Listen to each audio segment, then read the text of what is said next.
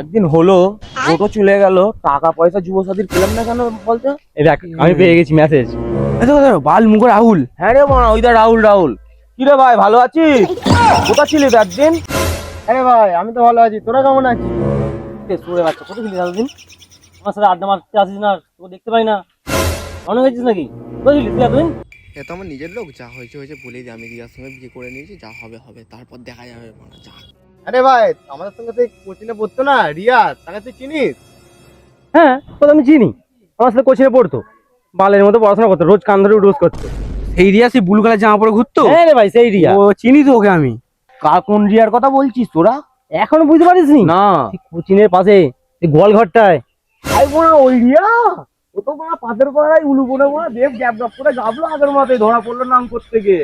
আর আমরা মনে নেই সেই আমরা পক্ষে কোচিং এর পেছনে নিয়ে গিয়ে আমরা সবাই ওটা কথা তোকে বললাম। সেই তো উলু বল তো সে সবাই। এখন আবার শুনছি কোন নুনুর সাথে মারা পাইলে। কি বলি? আরে ভেবে তোমরা